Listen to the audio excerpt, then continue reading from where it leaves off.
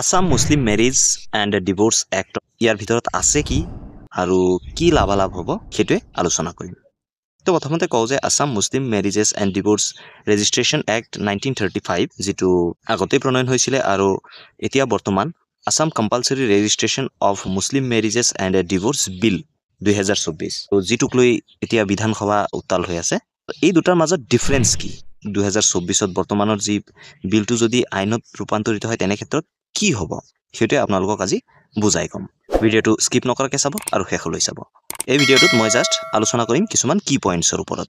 আপোনালোকৰ যদি ডাউট থাকে তেনে ক্ষেত্ৰত আপোনালোকে কমেণ্ট ছেকশ্যনত নিশ্চয়কৈ সুধিব পাৰে। আৰু এইখন হ'ল 1935 চনত প্ৰণয়ন হোৱা আইন মুছলিম মেৰিজ এণ্ড ডিভোৰ্চ। ইয়াৰ পৰা 2024ৰ যি বিল হয় তাত কি সংশোধনী বা কি নতুনকৈ এড কৰা হৈছে তাকে চাওঁ আহক। প্ৰথমতে চাই লওঁ যে পাৰ্থক্যখিনি কি কি আছে। তো এক নম্বৰতে আছে মেণ্ডেটৰী ৰেজিষ্ট্ৰেশ্যন। 2024ৰ বিলখনত কৈছে যে মুছলিম মেৰিজেছ আৰু ডিভোৰ্চবিলাক ৰেজিষ্ট্ৰেশ্যন হ'বই লাগিব, সেইটো মেণ্ডেটৰী কৰি দিছে, বাধ্যতামূলক কৰি দিছে। কিন্তু 1935 চনৰ যি এক্ট আছিলে সেইটো মতে ৰেজিষ্ট্ৰেশ্যনটো অপশ্যনেল ৰাখিছিলে, মানে ৰেজিষ্ট্ৰেশ্যনটো নকৰিলেও একো কথা নাছিলে। 2 নম্বৰত আছে এজ অফ মেৰিজ, বিয়াৰ বয়স।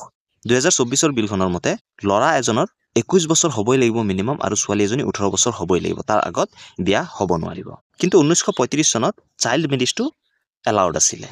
3 নম্বৰত আহিছে ৰেজিষ্ট্ৰেশ্যন অথৰিটি। তো 1935 চনৰ এক্ট মতে ৰেজিষ্ট্ৰেশ্যনটো কাজীৰ দ্বাৰা, মানে যিবিলাক মুছলিম স্কলাৰ আছে ষ্টেট গভৰ্ণমেণ্টৰ দ্বাৰা ৰেকগনাইজ বা অথৰাইজ কৰা, সিহঁতৰ দ্বাৰা এই ৰেজিষ্ট্ৰেশ্যনটো সম্পন্ন কৰিব পৰা গৈছিল। কিন্তু 2024 চনৰ বিলৰ মতে ৰেজিষ্ট্ৰেশ্যনটো বাধ্যতামূলকভাৱে চৰকাৰী এপইণ্টেড মেৰিজ আৰু ডিভোৰ্চৰ ৰেজিষ্ট্ৰাৰৰ দ্বাৰাহে কৰিব লাগিব।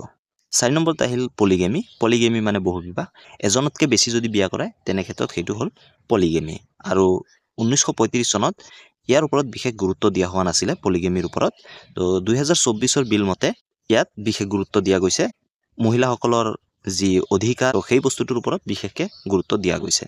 তো 5 নম্বৰত আহিছে উদ্দেশ্য। উদ্দেশ্য এনেকুৱাই আছিলে যে 1935 চনৰ যি এক্ট আছিলে তাৰ মেইন উদ্দেশ্য আছিল যে যিবিলাক মুছলিম মেৰিজ আৰু ডিভোৰ্চ হয় সেইকেইটা ৰেজিষ্টাৰ কৰা। আৰু 2024ৰ বিলৰ মতে কমপ্লিটলি চাইল্ড মেৰিজ মানে শিশু বিবাহ আৰু যি মহিলাসকলৰ ৰাইটছ আছে, অধিকাৰ আছে, সেইটো সিহঁতক দিয়া আৰু ছ'চিয়েল জাষ্টিছ যি সামাজিক ন্যায় আছে সেইটো প্ৰমোট কৰা। তো এইকেইটা হ'ল ডিফাৰেঞ্চ।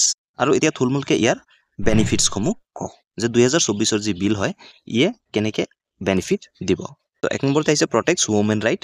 তো মহিলাসকলৰ যি অধিকাৰ আছে সেইটো প্ৰাপ্য হোৱা। আৰু 2 নম্বৰত আহিছে প্ৰিভেণ্ট চাইল্ড মেৰিজ। তো যি শিশু বিবাহ আছে সেয়া বন্ধ হোৱা। আৰু 3 নম্বৰত হৈছে প্ৰমোট ছ'চিয়েল জাষ্টিছ। তো যি সামাজিক ন্যায় আছে সেই ন্যায় প্ৰমোট কৰা। তাৰপিছত আছে 4 নম্বৰত এনচিয়ৰ লিগেল এণ্ড ইথনিকেল মেৰিজ। তো যি মেৰিজ আছে সেইকেইটা লিগেলি হোৱা। আৰু 5 নম্বৰত এলাইন উইথ মডাৰ্ণ ষ্টেণ্ডাৰ্ডছ, যি মডাৰ্ণ ষ্টেণ্ডাৰ্ডছ আছে সেইটোৰ মতে এলাইন হোৱা। ইয়াৰ উপৰিও যদি আপোনালোকৰ কিবা জানিব আছিলে বা কিবা ডাউট আছে তেনে ক্ষেত্ৰত আপোনালোকে কমেণ্ট ছেকশ্যনত সুধিব, মই ডেফিনেটলি আপোনালোকক এনচাৰ দিয়াৰ ট্ৰাই কৰিম। তো ভিডিঅ'ত থুলমূলকৈ আপোনালোকক যি 1935 চনৰ এক্ট আছে আৰু 2024 চনৰ যি বিল আছে আসাম মুছলিম মেৰিজ এণ্ড ডিভোৰ্চক লৈ সেইটো আলোচনা কৰিলোঁ। ভিডিঅ'টো যদি ভাল লাগে প্লিজ লাইক কৰি দিব, চেনেলত নতুন হ'লে ছাবস্ক্ৰাইব কৰি দিব, লগতে বেল আইকনো দবাই দিব। ধন্যবাদ। জয় আই অসম।